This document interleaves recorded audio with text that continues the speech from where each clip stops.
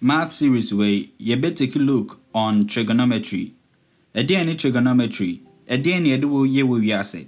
Nti adenti kra necessary near sine and cosine in na yehuno.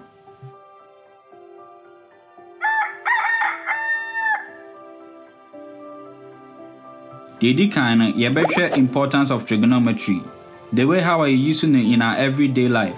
Na so pese oye bibia, say na obetima use trigonometry aboa amadiaye.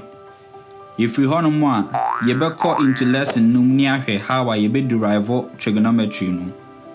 Niama yi omu use e solve no to say the very basic tools of trigonometry no, to say sine, cosine and tangent no. Say na related to triangle. If we hono mo ani about circle so how does it relate to triangle? And no boy may yet me measure name bia ye pese measure bia no. Afei de ni aba measurement you use for trigonometry any radians and degrees. Na eno so send the year adwuma. If we wa ye behwe graphs of niema na ye hunu no circle no so no. Se uputu no in a function now graph wa send na etie na send na ye use no in our everyday life. If we wa ani ahwe identities any identities.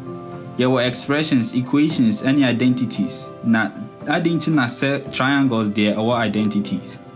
If we want any a sine, cosine, laws be a woman, a boy and me hunu, side baby ira, any angles baby a young. Na fe dear ya share identity for Robinson a boy and me the solver, and near maybe a one more than two angles a per se a combo.